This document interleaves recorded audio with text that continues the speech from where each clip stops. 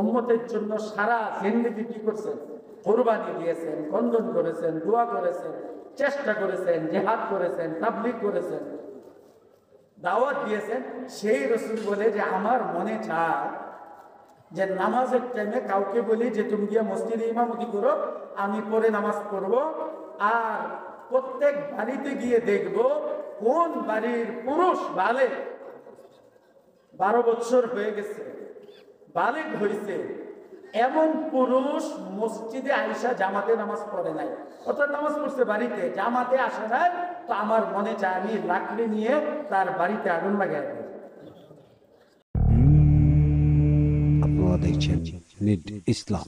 وسلام على عباده الذين اصطفى الذي لا نبوة بعد نبوته ولا رسالة بعد رسالته ولا طريقة بعد طريقته ولا شريعة بعد شريعته ولا كتاب بعد كتابه ولا أمة بعد أمته.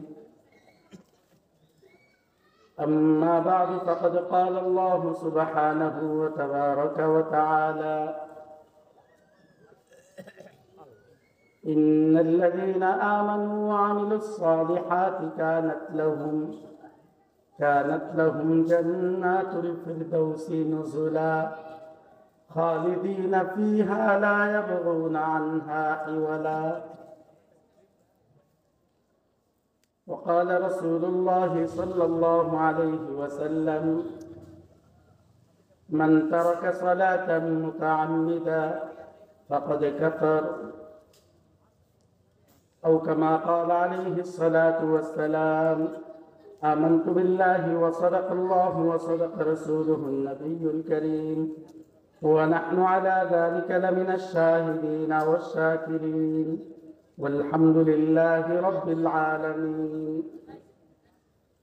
मोहतरम मुअज़्ज़ज़ मुसल्लियान किराम, दीनदार मुसलमान भाइरा, पर्दानशील মা বোনেরা, আল্লাহ সুবহানাহু ওয়া তাআলার অসংখ্য শুকরিয়া যে আল্লাহ সুবহানাহু ওয়া তাআলা আমাকে আপনাকে দ্বীনি মাহফিলে, দ্বীনি মজলিসে কোরআন ও সুন্নাহর আলোচনা শোনার জন্য এখানে আসার বসার তৌফিক দান করেছেন। সেই জন্য সকলে শুকরিয়া দান করি আলহামদুলিল্লাহ। আল্লাহ রাসূল সাল্লাল্লাহু আলাইহি ওয়াসাল্লাম ফরমান: লা ইয়াকুদু কওমুন ইয়াযকুরুনাল্লাহ ইল্লা হাফাতহুমুল মালায়েকা। যেখানে আল্লাহ আল্লাহ রাসূলের আলোচনা হয়, কার আলোচনা? জোরে বলেন, কার আলোচনা? যেখানে আল্লাহর জিকির হয়, কোরআন ও সুন্নাহর আলোচনা হয়, সেই মাহফিলটাকে ফেরেশতারা চতুর্দিক থেকে বেষ্টন করে নেয়। জোরে বলেন আল্লাহ রাসূলের কথা 99% সত্য না 100%? তো রাসূলের কথা 100% সত্য, তাহলে আমাদের এই মাহফিলকে ফেরেশতারা বেষ্টন করে আছে 99% সত্য না 100% সত্য? দ্বিতীয় নম্বর, আল্লাহ রাসূল বলেন ওয়াশিয়াতহুমুর রাহমাহ, আল্লাহর রহমত তাদেরকে ঢেকে নেয়। তাহলে আমাদেরকে আল্লাহর রহমত দিয়া ঢেকে রাখা হয়েছে। ওয়া নাযালাত আলাইহিমুস সাকিনা, আল্লাহর পক্ষ থেকে শান্তি নাজিল হয়, সাকিনা নাজিল হয়।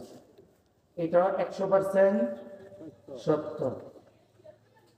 ওয়া যাকারাহুমুল্লাহু ফীমান ইনদা, আর আল্লাহ সুবহানাহু ওয়া তাআলা আমাদেরকে নিয়ে যারা এখানে আমরা আছি, আকাশে আসমানে ফেরেশতাদের সাথে আলোচনা করেন। রাগ করে না, খুশি হয়ে? হ্যাঁ, খুশি হয়ে আমাদের নাম নিয়ে নিয়ে আলোচনা করেন।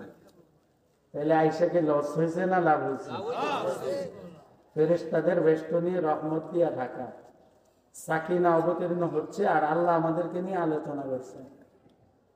আর আল্লাহ রাসূল বলেন যে যারা ওখানে বসবে, দ্বীনের কথা শুনবে, মনোযোগ দিয়ে শুনবে, আমলের নিয়তে শুনবে, আল্লাহ তার গুনাহগুলো মাফ করে দিবেন।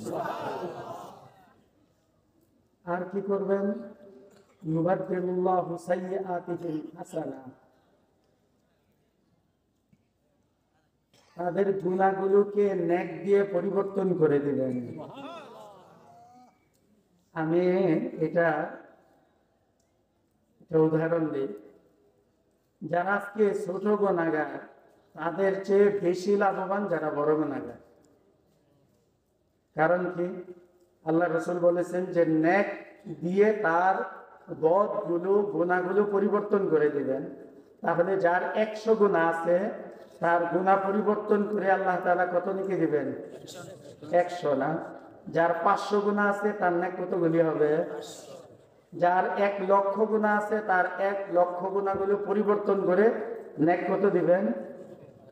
1 লক্ষ না। তাহলে যার যত বেশি গুনাহ আছে তার সওয়াবটা বেশি হবে না আজকে? হ্যাঁ, আমি তো মনে করি যে আপনাদের সবচেয়ে বড় গুনাহগার আমি, তাহলে আমার লাভটা আজকে বেশি হবে ইনশাআল্লাহ। কারণ আল্লাহ রসুলের ওয়াদা এটা। তাহলে আমরা এখানে আইসা লাভবান না। যদি আজকে এই মাহফিলটা যাত্রা হইতো, কিছুদিন আগে আপনাদের এলাকায় একটা যাত্রা প্যান্ডেল হয়েছিল, আপনারা জানেন না?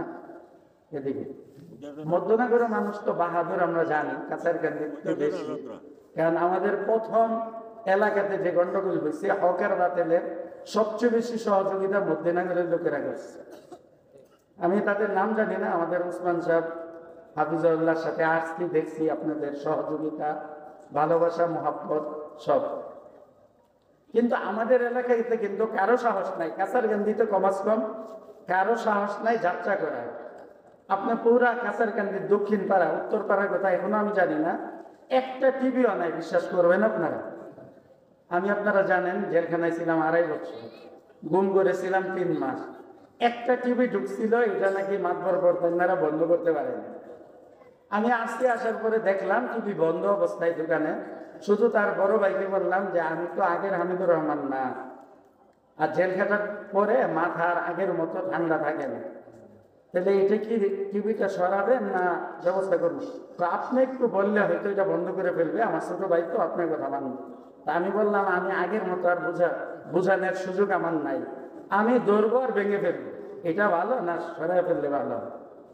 একদিন পরে শেষ। আমি জুমাতে বললাম যে এত আলেম ওলামা এখানে আছে এবং মাতবর পর্দান্নারা দিনদাররা বাধা দিছে, টিভি সরায় নেই। কত বড় সাহস যে এখানে টিভি রাখে!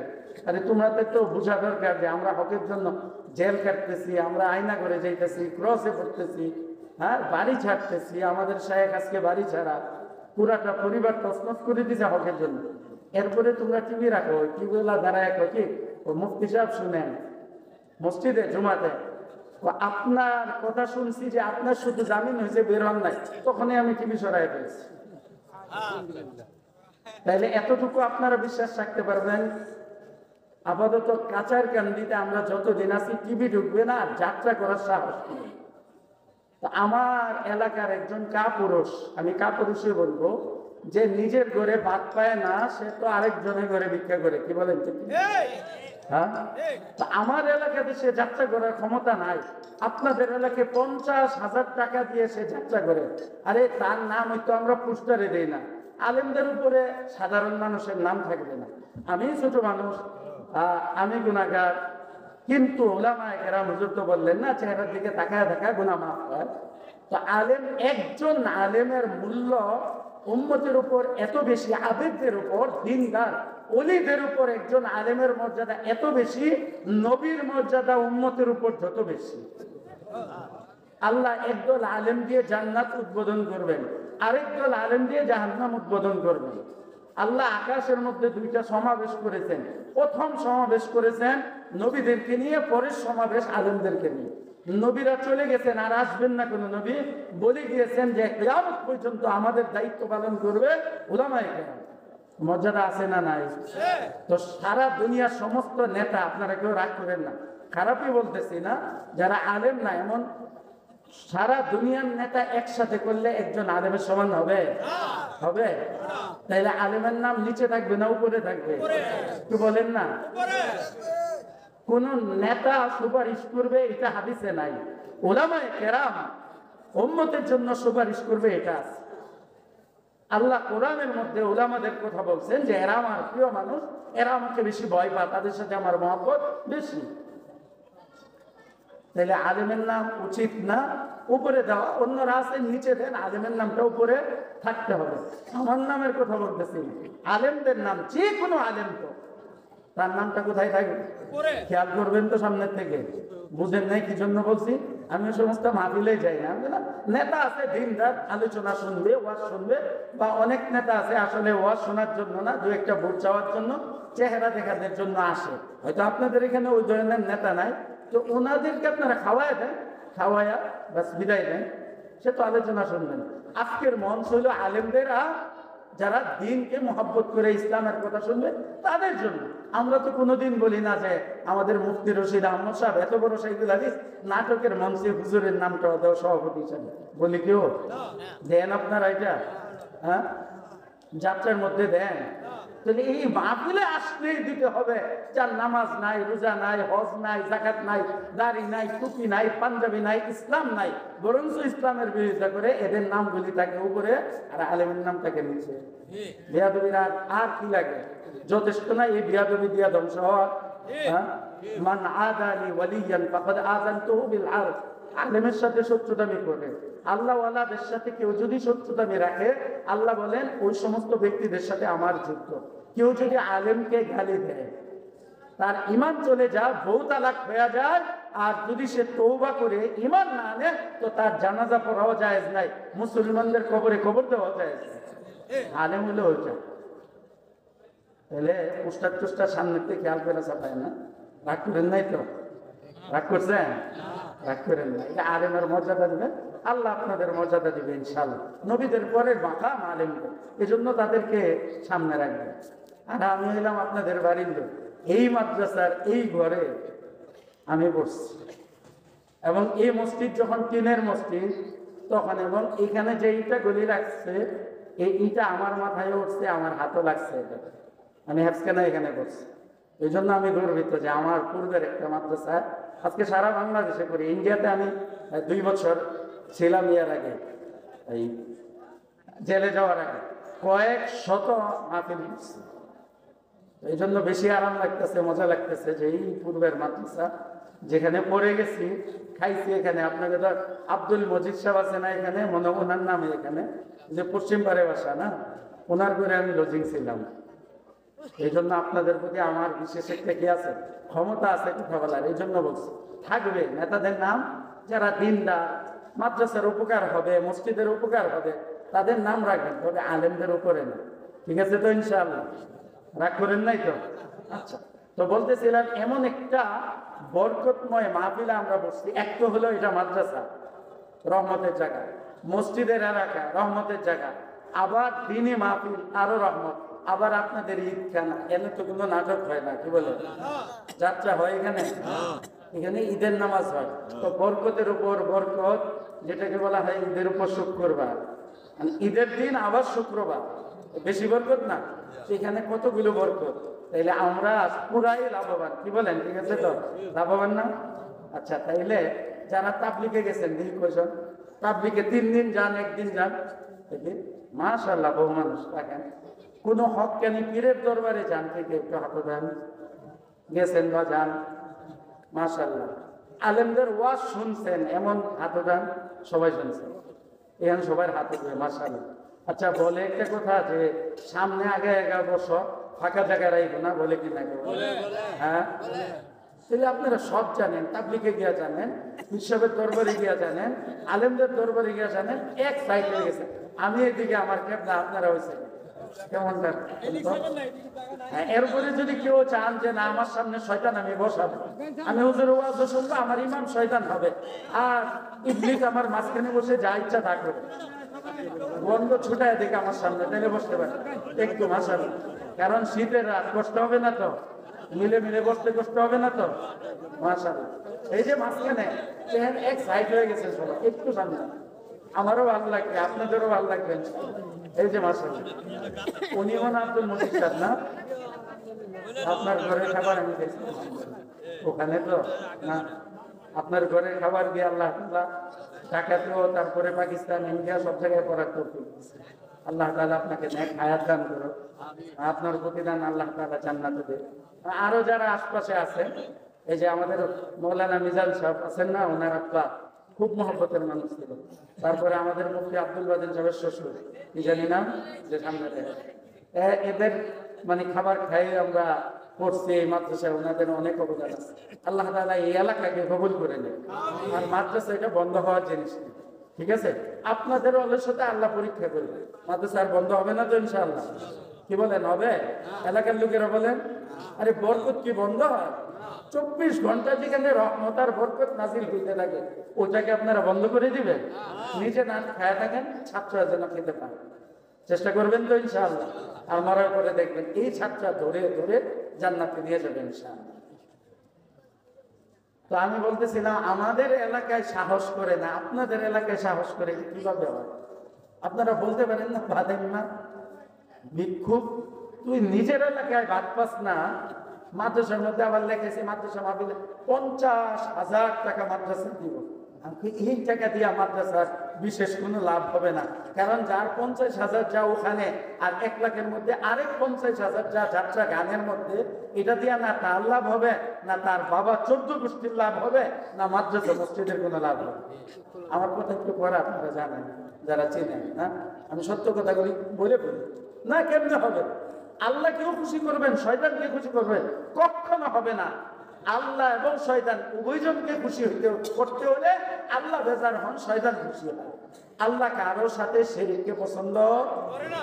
কাউকে আপনার আল্লাহর সাথে আপনি পার্টনার বানাবেন, শিরক করবেন, এটা আল্লাহ পছন্দ করেন না। তো তুমি আল্লাহকেও বুঝ দিলে, আবার শয়তানকেও বুঝ দিলে। আপনারা খেয়াল রাখবেন, আমাদের এলাকার কেউ যেন আইসা এখানে স্থান না পান।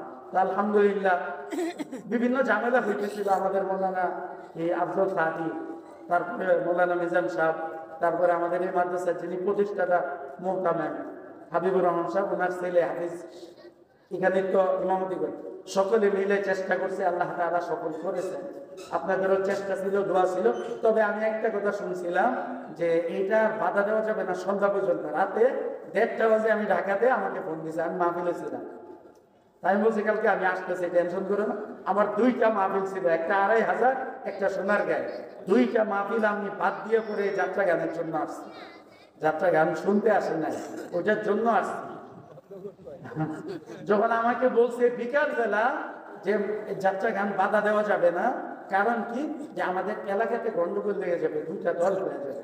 এমনি তো দল হতে হতে আমাদের সব শেষ না, দল হয়ে যাবে। পরে চিন্তা করলাম দেওয়ালে লাগায় লাভ না, একদল লাগায় আলহামদুলিল্লাহ আল্লাহ দেশ শান্তি করছে। শান্তি হয়েছে না? আমাদের কাছাকাছি দিকে গায়ে গায়ে করে আর কেউ, আর যে করবে একে আমরা কাছাকাছি থেকে বের করে দিই, অন্য এলাকায় গিয়া করে পারবেন। আপনারা ইনশাল্লাহ এটা করবেন, আর গায়ে গায়ে করবেন না তো? করবেন? হ্যাঁ, হাদিস শোনাইতাম, আল্লাহ রাসূল বলেন, আল কাতিল ওয়াল মাকতুল কিলাহুমা ফিন্নার। যে মারছে এবং মরছে উভয়টাই মুসলমান। যে মারছে সেও মুসলমান, যে মরছে সেও মুসলমান। এই উভয়টা মারামারি কইরা জাহান্নামে যাবে। যে মরছে সেও জাহান্নামে, যে মারছে সেও জাহান্নামে। আল্লাহ রাসূলকে সাহাবায়ে কেরাম জিজ্ঞেস করেন, মাইরা অন্যায় করছে জাহান্নামে যাবে, মরে কি অন্যায় করলো? আল্লাহ রাসূল বলেন, সেও তো মারামারি করছে, মাইর করছে না, মারামারি। 2 দিক থেকে হেওয়া সুযোগ পাইলে তাকে মারতে হবে। ঠিক তো? গায়ে গায়ে না? আমরা মাদ্রাসার মাঠে এখানে বসে বসে দেখছি গায়ে গায়ে। তাইলে আপনারা যে যারাই মারামারি করে, এখানে কি কাফের আর মুসলমান, না উভয়টাই মুসলমান? বুঝলেন না? আরে মুসলমান তো। তাইলে মুসলমান মুসলমান মারামারি করা জায়েজ নাই। আল্লাহ রাসূল বলেন, সিবাবুল মুসলিমি ফুসুক ওয়া কিতালুহু কুফর। মুসলমানকে গালি দিলে ফাসিক হয়ে যায়, কি হয়? আর মুসলমানকে হত্যা করা কুফর। মুসলমানকে হত্যা করা কি?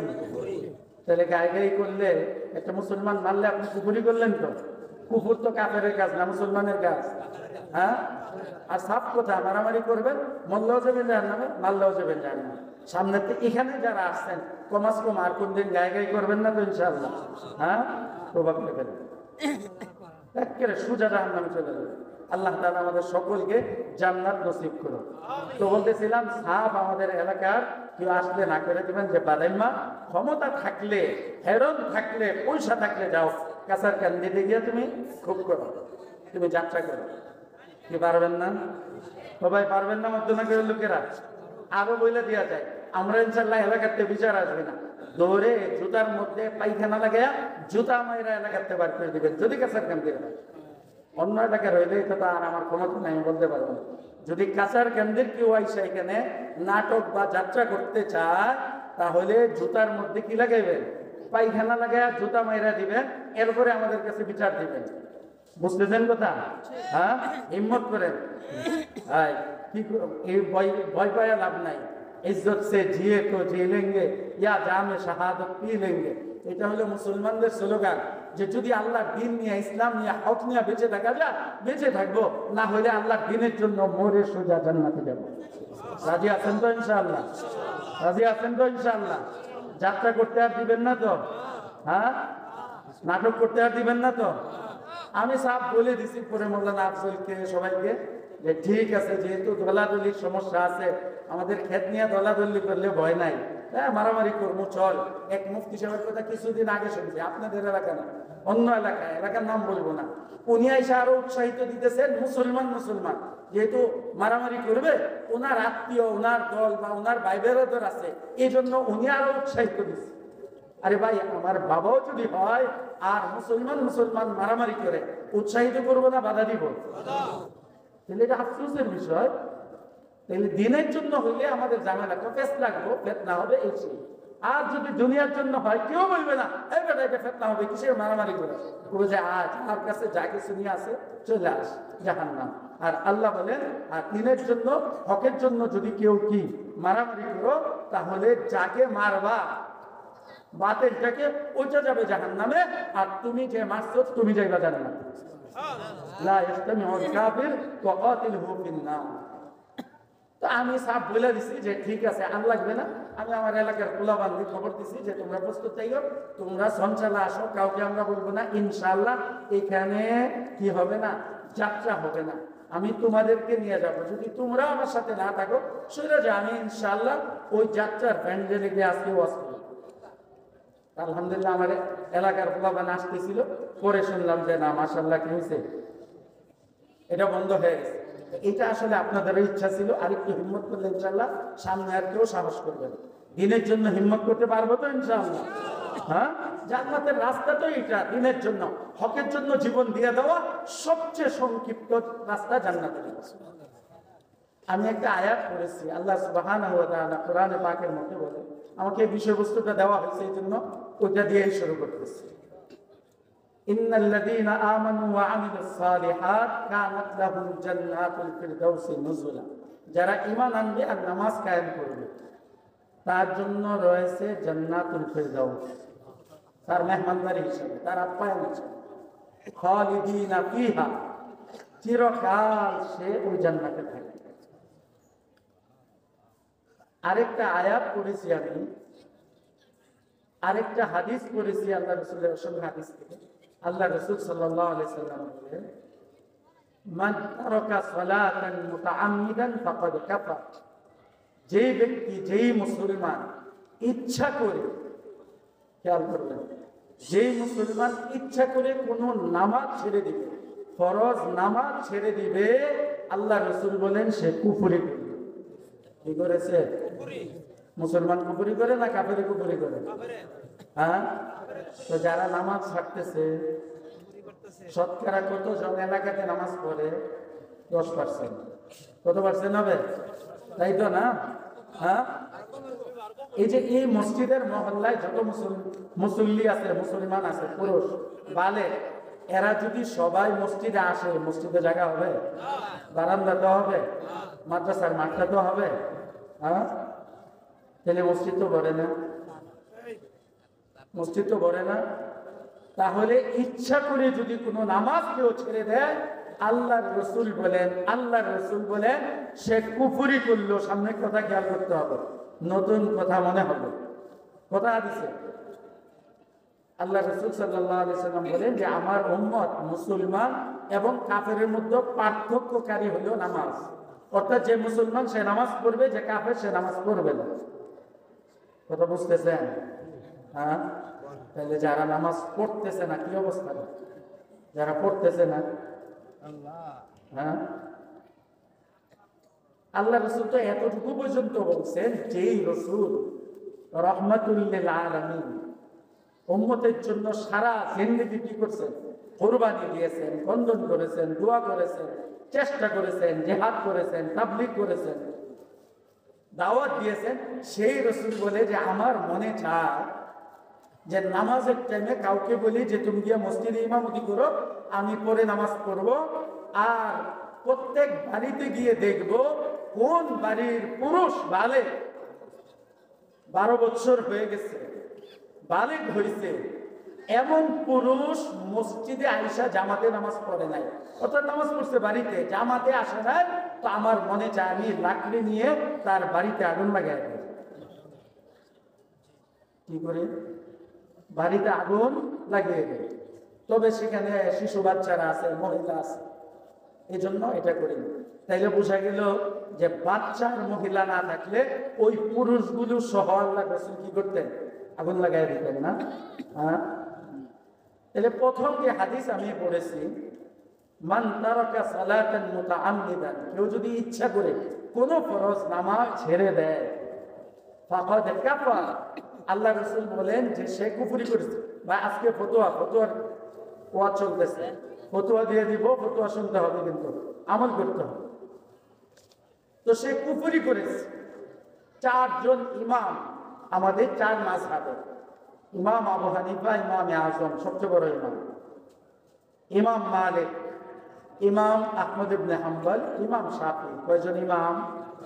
4 মাযহাবের 4 জন, 4 মাযহাবের 4 জন ইমাম না? 4 জনের ফতোয়া দেখেন নামাজ ছাড়লে এই হাদিস নিয়ে যে আল্লাহ রাসূল বলেছেন যে ইচ্ছা করে কোনো ফরজ নামাজ ছাড়ে সে কুফরি করবে। ইমাম আহমদ ইবনে হাম্বল এবং ইমাম মালিক, ইমাম শাফি রহমাতুল্লাহ আলাইহি, তারা বলেন যে কুফরি যেহেতু হয়, আল্লাহ রাসূল বলেছেন ইচ্ছা করে নামাজ ছেড়ে দিয়ে সে কুফরি করেছে, সুতরাং কুফরি করলে কাফের হয়ে গেছে সে, সুতরাং সে কাফের হয়ে গেছে। 2 ইমাম বলেন যে একেবারে সাফ কাফের, যেমন ইচ্ছা করে নামাজ ছেড়ে দেওয়ার কারণে সে স্পষ্ট কাফের হয়ে গেছে। আর কোন মুসলমান যখন কাফের হয়ে যায় তার বিচার হলো হত্যা করা। সুতরাং যে ব্যক্তি ইচ্ছা করে কোন ফরজ নামাজ ছেড়ে দিবে তাকে হত্যা করে দিতে হবে, এটা ইসলামের বিচার। কথা বোঝা যাচ্ছে আপনাদের? 3 ইমামের মধ্যে 2 জনের ফতোয়া এটা। আরেক ইমামের ফতোয়া হলো যে কাজটা কুফরি করেছে, তবে সে কাফের হয়েছে কি হয় নাই সেটা আমি বলি না, তবে বিচার হলো হত্যা করা। তাহলে ইচ্ছা করে নামাজ, ফরজ নামাজ ছেড়ে দেওয়ার ইসলামের বিচার, আল্লাহর রাসূলের বিচার হলো হত্যা করা। কি বিচার? হত্যা করা। তাইলে আমরা যারা নামাজ লাগাতার ছাড়তেছি, আমরা প্রত্যেকবার হত্যার উপযুক্ত হচ্ছি। যদিও দুনিয়ার বাদশারা, তারা যেহেতু তাগুত, তারা যেহেতু বেঈমান, তারা যেহেতু ইসলাম বিরোধী, তারা যেহেতু গণতান্ত্রিক, তারা যেহেতু সমাজতান্ত্রিক, তারা যেহেতু সেকুলার, তারা যেহেতু ইসলামী না, খলিফা না এবং পাক্কা মুসলমান না, এই জন্য তারা এই বিচারটা করে না। যদি ইসলামী রাজত্ব থাকতো তাহলে সরকার আমাদেরকে কি করতো? যারা ইচ্ছা করে নামাজ ছাড়ি খুঁজে খুঁজে বের করে হত্যা করত। কথা বুঝে আসছে? তাহলে 3 ইমামের ফায়সালা হলো হত্যা করতে হবে নামাজ। এটা ইসলামের বিচার বলতেছে। এখন বলবেন যে যেহেতু সরকার নাই বেঁচে গেলাম, কি করলাম? তাহলে একটা ছোট্ট ঘটনা শোনা। হাজ্জাজ ইবনে ইউসুফ সাহাবীদের জামানায় ছিল, সে তাবেঈ ছিল এবং তাবেঈনদের জামানাও সে পাইছে। আবার মদিনার গভর্নর ছিল সে। পরবর্তীতে সে নিজে সারা ইসলামী খেলাফতের, ইসলামী দুনিয়ার বাদশাহ হয়েছিল। জালেম ছিল, অনেক বড় জালেম ছিল, কঠিন বড় জালেম ছিল। অনেক 1 লক্ষের উপরে 1,20,000-এর মতো মানুষকে হত্যা করেছে। তার মধ্যে সাহাবী ছিল, তাবেঈন ছিল, যাদেরকে সে হত্যা করেছে। ওই জালেম মৃত্যুর পরে এক বুজুর্গ তাকে স্বপ্নে দেখছে। তো সর্বশেষ তার হত্যা ছিল একজন তাবেঈন, সাঈদ ইবনে মুসাইয়াব। সাঈদ রহমতুল্লাহ আলাইহি উনাকে সর্বশেষ হত্যা করার পরে উনি দোয়া করছেন যে আল্লাহ এই জালেম তো হাজার না লক্ষাধিক সাহাবী তাবিঈনদেরকে হত্যা করেছে, সুতরাং আপনি আর ছেড়ে দিয়েন না তাকে। আল্লাহ ছাড় দেন, ছেড়ে দেন না। আল্লাহ কি দেন? সুযোগ দেন, একেবারে ছাইরা দেন না। কি বলেন ঠিক কিনা? দেখেন না ফেরাউনকে আল্লাহ ছাইরা দিয়েছেন। আল্লাহ মুসা আলাইহিস সালামকে বলছেন যা, ফেরাউন যে বাহাদুরি শুরু করছে, হত্যা, চুরি, ডাকাত, বদমাইশি, জুলুম, অত্যাচার, একবার হেফাজতের মধ্যে রাতের অন্ধকারে মাদ্রাসার ছাত্র দিনদারকে হত্যা করে, আবার 57 জন আর্মিকে হত্যা করে, আবার 23 সালে হত্যা করে, 16 সালে হত্যা করে, আবার 21-এ হত্যা করে, আবার বিডিআর হত্যা করে, আবার নিরাপদ সড়ক আন্দোলনে হত্যা করে, আবার 24-এও হত্যা করে। সুতরাং আমি তো ছাড় দেই, ছেড়ে দেয় না, আর কোন জালেমকে আমি ছাড়বো না। সুতরাং আমি ধরে ফেলি, ফেরাউনকে বলে দাও আমি ধরবো। ফেরাউন বলছিল কিসের ধরা চড়া, সব ক্ষমতা আমার, র্যাব আমার কথা শুনে, পুলিশ আমার কথা শুনে, আর্মি আমার কথা শুনে, এই লীগ আমার কথা শুনে, সেই লীগ আমার কথা শুনে, অমুকে কথা শুনে, তুমুকে কথা শুনে, আর তোমাদের মামুনুল হক তোমাদের এই সেই কি হবে, কি ক্ষমতা আছে, সব ক্ষমতা আমার, যা ইচ্ছা তাই করব। মুসা আলাইহিস সালাম বলেন ফেরাউন আল্লাহ কিন্তু ছাড় দেন, ছেড়ে দেন না, ধরবেন। আচ্ছা আল্লাহকে বলো ধরতে, আল্লাহকে কি বলো ধরতে বলো। তারপরও আল্লাহ তাআলা আরো 80 বছর সুযোগ দিচ্ছেন ফেরাউনকে। কত বছর পরে কি ধরছেন না ধরেন নাই? তো 17 বছরে আল্লাহ ধরে ফেললেন। তাহলে বুঝতে হবে ফেরাউনের মতো এত সময়ও আমাদের লেজি ফেরাউনরা পায় না। সুতরাং ফেরাউনিয়ত থেকে বের হয়ে তওবা করে আবার মুসলমান হইতে হবে। কি বলেন ঠিক কিনা? নাইলে ধরা আছে তো নাকি? হ্যাঁ, প্রত্যেকটা জাতিকে আল্লাহ তাআলা ধরছেন। এখানেও আল্লাহ 17 বছর করে ধরে দেখাইছেন আল্লাহ ছাড় দেন, ছেড়ে দেন না। তো সেও 1,20,000 লোক হত্যা করেছে হাজ্জাজ ইবনে ইউসুফ, এই জন্য আল্লাহ তাআলা ধরছেন সর্বশেষ। তো হাজ্জাজ ইবনে ইউসুফকে এক লোক স্বপ্ন দেখছে বুজুর্গ, পরে জিজ্ঞেস করছে তোমার কি অবস্থা, এই যে জুলুম অনাচার করে দুনিয়া থেকে বিদায় নিছো, তোমার কি অবস্থা হয়েছে? তো সে বলল যে যতগুলি মানুষকে আমি হত্যা করেছি, যতগুলো হত্যা হয়েছে, প্রত্যেকের পরিবর্তে আল্লাহ তাআলা আমাকে একবার হত্যা করেছে, হত্যার শাস্তি দিয়েছে। তাহলে 1,20,000 বার তাকে হত্যার শাস্তি, অর্থাৎ হত্যা করে করে শাস্তি দেওয়া হয়েছে কবরে। সাঈদ রহমতুল্লাহ আলাইহিকে হত্যা করার কারণে ওনার একার পরিবর্তে আল্লাহ তাআলা আমাকে 70 বার হত্যা করেছে। কতবার? তাইলে বলতেছি যে এটার বিচার কিন্তু জমা ছিল, দুনিয়াতে তার বিচার কেউ করতে পারে নাই। হাজ্জাজ ইবনে ইউসুফের পারে নাই, কিন্তু আল্লাহর দরবারে কিন্তু বিচার জমা আছে। তাহলে যারা নামাজ আমরা ছাড়তেছি, ইচ্ছা করে পুরুষ হোক আর মহিলা হোক, বালেগ নামাজ ফরজ এমন ব্যক্তি যতবার নামাজ ছাড়তেছি, এতবার আমরা ফাঁসির উপযুক্ত হইতেছি, হত্যার উপযুক্ত হইতেছি। আল্লাহর কাছে সব জমা হচ্ছে। আর তওবা করা ছাড়া, নামাজ কাজা করা ছাড়া মৃত্যুবরণ করলে এতবার হত্যা করা হয়। সুযোগ আছে বাচ্চা? দুনিয়াতে ছাড় পাইলাম, আখিরাতে গিয়ে ছাড় পাওয়া যাবে? মরতে হবে তো নাকি? হ্যাঁ, আউয়ালু মা ইউহাসাবু বিহিল আবদ ইয়াউমাল কিয়ামাহ আস-সালাহ। সর্বপ্রথম হাসর ময়দানে তোমার থেকে, মুসলমান থেকে, চাই সে পুরুষ হোক মহিলা হোক, যুবক হোক যুবতী হোক, সর্বপ্রথম হিসাব দিতে হবে নামাজ। নামাজের হিসাব যদি পরিপূর্ণ হয় বাকিগুলো সহজ হবে। নামাজে ঝামেলা হয়ে যাবে তাহলে সামনে আর কদম বাড়ানো যাবে না, ওখানেই গ্রেফতার। বুঝতেছেন? এটা তো হলো আখিরাতের বিচার। আর দুনিয়ার সরকার যদি ইসলামী সরকার হতো তাহলে ইচ্ছা করে নামাজ ছাড়লে তাকে হত্যা করা হতো। এটা হলো 3 ইমামের ফতোয়া আর ফায়সালা আর বিচার। আমাদের ইমাম আবু হানিফা রাহমাতুল্লাহ আলাইহি উনিও মানেন যে আল্লাহ রাসূল বলেছেন মান তারাকা সালাতান মুতাআম্মিদান ফাকাদ কাফার, যেই ব্যক্তি ইচ্ছা করে কোনো নামাজ ত্যাগ করলো, ছেড়ে দিল, সে কুফরি করেছে, তবে পুরোপুরি কাফের হয়ে যায় না। এটার একটা উদাহরণ। মিথ্যা কথা বলা মুনাফিকের আলামত না? এটা জানেন তো আপনারা না? ধোঁকা দেওয়া মুনাফিকের আলামত, ওয়াদা খেলাফি করা মুনাফিকের আলামত। আলামাতুল মুনাফিকি সালাসা, তিনটা, আরেক হাদিসে আছে চারটা। এগুলো হলো মুনাফিকের আলামত।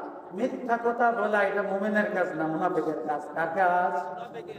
তবে আল্লাহ সুবহানাহু ওয়া তাআলা এক প্রকার মুনাফিকের কথা বলছেন, এরা চিরস্থায়ী জাহান্নামী এবং তারা কাফেরের চেয়ে বড় কাফের। বুঝতেছেন? কাফেরের চেয়ে। এজন্য কোরআনে পাকের মধ্যে আল্লাহ বলেন, ইন্নাল মুনাফিকিনা ফিদ দারকিল আসফালি মিনান নার, জাহান্নামের সবচেয়ে নিচু স্তরে, নিকৃষ্ট স্তরে থাকবে মুনাফিক। তাহলে কাফেরের চেয়েও মারাত্মক হলো মুনাফিক। তবে মিথ্যা কথা বললে কি এমন কাফের হয়ে যায়? এটা মুনাফিকের আলামত, মুনাফিকের কাজ। কিন্তু এটার দ্বারা সে কাফের হয় না, গুনাহগার হয়। তাকে মুনাফিক বলা যাবে না যে পাক্কা মুনাফিক হয়ে গেছে, মিথ্যা কথা। বুঝতেছেন? তবে কাজটা মুনাফিকের কাজ, মিথ্যা বলা। ওয়াদা করছেন যে আমি 1 সপ্তাহ পরে তোমার টাকা দিতেছি, দিলেন না, ওয়াদা খেলাফ। আমানতের খেয়ানত করা। একজন বিদেশ যাওয়ার সময় আপনার কাছে টাকা দিছে, বা আপনি বিদেশ যাইতেছেন, একজনের কাছে টাকা নিলেন, বললেন যে আমি 1 বছরের ভিতরে দিয়ে দিব। বিদেশ গিয়ে আর টাকা দিলেন না বা ঘুরাইতে দিলেন, তাইলে আমানতের খেয়ানত, কবিরা গুনাহ করলেন, মুনাফিকের কাজটা করলেন। কিন্তু এটা কেন কাফের বলা যাবে না? বলা যাবে? কি বলেন? আপনি কাফের মনে করেন নাকি? হ্যাঁ, তাহলে কোনো মুসলমানকে মুনাফিক সরাসরি বলা যাবে না। তার সে যদি মুনাফিক না হয়, তাহলে এক প্রকার মুনাফিক হলো যারা কাফেরের চেয়ে নিকৃষ্ট। আরেক প্রকার আছে যেটা মুনাফিকের আলামত তার মাঝে আছে, তবে সে কাফের না। ঠিক আছে? সে মুনাফিক, ওই পর্যায়ের মুনাফিক না। ঠিক তেমনি ভাবে ইমাম আবু হানিফা বলেন যে আল্লাহ রাসূল বলেছেন, যে ব্যক্তি ইচ্ছা করে নামাজ ছাড়বে, সে কাজটা করলো কুফরির, কাফেরের কাজ করছে, কাজটা করেছে কুফরি, তবে সে কাফের হয়ে যায়। কথা বুঝছেন? 3 ইমামের ফতোয়া ছিল কাফের হয়েছে, হত্যা করতে হবে নামাজ ছাড়লে। আর আমাদের ইমাম আবু হানিফার ফতোয়া হলো সে কাজটা করেছে কুফরির কাজ। এই জন্য আল্লাহ রাসূল বলেছেন, মুসলমান আর কাফেরকে চিনবা কেমনে? মুসলমান নামাজ পড়বে, কাফের নামাজ পড়বে না, পার্থক্য জানে। বুঝছেন কথা আপনারা? তাইলে ইমাম আবু হানিফা রাহমাতুল্লাহ আলাইহি কাফের বলেন নাই, কাজটা কি কুফরি বলছেন। তাইলে ওনার ফতোয়া কি, ওনার বিচার কি? যে ইচ্ছা করে নামাজ ছেড়ে দিলে ওনার বিচার হলো ওই ব্যক্তিটাকে যে ইচ্ছা করে কোনো নামাজ ছেড়ে দিয়েছে, তাকে জেলখানায় আটকানো হবে, বন্দী করে রাখা হবে, এবং প্রতিদিন শাস্তি দিতে হবে, বেদরাঘাত করতে হবে প্রতিদিন। যদি সে তওবা করে আর নামাজ শুরু করে দেয়, তাহলে তাকে কি মুক্ত করে দেওয়া হবে, ছেড়ে দেওয়া হবে। আর যদি সে নামাজ শুরু না করে, তওবা না করে, তাহলে তাকে মৃত্যু পর্যন্ত জেলখানায় আটকে রাখতে হবে। কোথায় আটকে রাখতে হবে? তো নামাজ ছেড়ে দেওয়া কত মারাত্মক অন্যায়। কেউ আমাদেরকে নিয়ে কাফের বলতেছে। আচ্ছা, আপনার ছেলেকে যদি আপনার সামনে দাঁড় করে 4 ইমাম, একটু আপনারা খেয়াল করেন, ধারণার জগতে চলে যান সবাই। এখন চিন্তা করেন আপনার ছেলে এখানে দাঁড়ানো, বা আপনার মেয়ে উপযুক্ত নামাজ ফরজ, তার উপর 3 ইমাম বলতেছে কাফের, হত্যা করো। আর আবু হানিফা রাহমাতুল্লাহ বলতেছে কুফরি করছে, তাকে জেলখানায় আটকাও, পিটাও, মাইর লাগাও। আপনার কাছে, বাবার কাছে কেমন লাগবে দেখুন? হ্যাঁ, তাহলে কি নামাজ না পড়লে, সকালবেলা না উঠলে আপনি কিরে উঠোস না, শেষ। তোমার প্রতি রেডাক দিয়ে দাও মসজিদ যেতে। শয়তানরা নামাজ পড়ে না, খুব ইচ্ছা নামাজ পড়ে না, ভাত খাসকে গুখাইতে পারছ না, 2-1 গালি দিয়ে শেষ। আচ্ছা, আপনার ছেলেকে যদি আমরা ধরে না ধুমসে পিটা লাগাই নামাজের জন্য, অবশ্যই তার পক্ষে আপনি যাবেন। হুজুর, আপনি আমাকে বলবেন আপনার কি অধিকার আছে, তাকে পিটাই নেন বলবেন। যখন ফেরেশতারা উলঙ্গ করে, ল্যাংটা করে, মুখ দিয়া ছিগল ঢুকেয়া পিছনের দিক দিয়ে বের করে উল্টায় টানায়া উল্টা করে কি করবে, জাহান্নামে ফেলবে, তখন আপনার কি হবে, কেমন লাগবে? আপনার মেয়ের সাথে এই আচরণটা হলে কেমন লাগবে? হ্যাঁ, আল্লাহ তাআলা বলবেন ওয়ায়ুশাফু আনসা ওয়ায়ুদাউনা ইলা সুজুদ ফালা তাসতাদিউ। নামাজ পড়ছ না, আল্লাহকে সিজদা করছ না, আল্লাহ পেন্ডুলি উঠায়া দিবে, কাপড় উঠায়া দিবে যে আমার পায়ে সিজদা করে। যারা নামাজি পট করে সিজদা করে ফেলবে, বাস জান্নাতে। আর যারা নামাজ ছেড়েছে, নামাজ পড়ে নাই, তারা কি একেবারে কাঠের মতো দাঁড়ায় থাকবে, ইচ্ছা করেও রুকু আর সিজদা করতে পারবে না। এখন তুমি যদি চাও যুবক যে 100 রাকাত আমি নফল করবো না, মসজিদে গিয়ে পারবা, তো সেদিন তোমাকে বলা হবে, আল্লাহ তাআলা সুযোগ দিবে না সিজদা করার। গেল দুনিয়ার ফতোয়া। আখিরাতের ব্যাপারে তো বললামই, শাস্তি সব জমা হচ্ছে। কত ওয়াক্ত নামাজ ছেড়েছ, প্রত্যেক ওয়াক্তের জন্য প্রস্তুত থাকো, এক একবার তোমাকে হত্যা করা হবে। তাহলে আপনার সামনে আপনার ছেলেকে, আপনার মেয়েকে, আপনার স্ত্রীকে যদি এইভাবে শাস্তি দেওয়া হয়, হত্যা করা হয়, লাঞ্ছিত করা হয় কোটি কোটি মানুষের সামনে, আপনি তো তবলিগ করে পিসাবের দরবারে গিয়ে নামাজি হয়ে সেজদা করে ফেললেন, আপনার সন্তান যখন সেখানে পারবে না, আর কোটি কোটি মানুষ দেখবে যে অমুকের ছেলে, দেখ কত বড় বেমান, আল্লাহকে সেজদা করতে পারতেছে। লজ্জা হবে না? হবে না? হ্যাঁ, তো লজ্জা থেকে বাঁচতে হইলে এখনই তো চেষ্টা করতে হবে না? তো দুনিয়ার ফতোয়া শোনাই, যারা নামাজ পড়ে না, ইচ্ছা করে নামাজ ছেড়ে দেয়, বাকি পরবর্তী ফতোয়া হলো তার ওই ব্যক্তির জানাজা পড়া জায়েজ নাই মুসলমানদের জন্য। কোন বিজ্ঞ ব্যক্তি, হ্যাঁ যেহেতু নামে মুসলমান, বাহ্যিকভাবে মুসলমান, জানাজা হবে, তবে নেতৃস্থানীয় লোক, আলেম ওলামারা ওই জানাজাতে শরীক হতে পারবে না। এবং এতটুকু পর্যন্ত অন্যান্য ফুকাহে কেরাম বলছেন, মুসলমানদের কবরে তাকে কবর দেওয়া যাবে। কি করা যাবে না? মুসলমানদের কবরে তাকে কবরে দেওয়া হবে না। তাহলে কত মারাত্মক অন্যায় এটা! তাহলে আজ থেকে আর নামাজ ছাড়বো না তো আমরা, কি বলেন? হ্যাঁ, কাউকে নামাজ ছাড়তেও দিব না। কেউ যদি ইচ্ছা করে নামাজ ছেড়ে দেয়, তার জানাজাতে আমরা শরীক হব না, কোনো আলেমকে নিয়ে তার জানাজা পড়াবো না, তার গোসল টোসল আমরা দিব না। কোনো ব্যক্তি দিয়ে দেখ, 100 টাকা পেয়ে কেউ যদি দিয়ে দেয়, বুঝে আসছে? এবং তার সাথে আমাদের কোনো সামাজিকতা চলবে না। তার সে দাওয়াত দিলে আমি যাবো না, তার ছেলের কাছে আমার মেয়ে বিয়ে দিব না, তার সাথে সালাম কালাম চলবে না। ভাই বড় কঠিন ফতোয়া ছিল এটা। আজকে আমরা বেনামাজি হতে হতে এটা একেবারে স্বাভাবিক হয়ে গেছে আমাদের। তাহলে নামাজ ছাড়বো না তো ইনশাআল্লাহ আজ থেকে।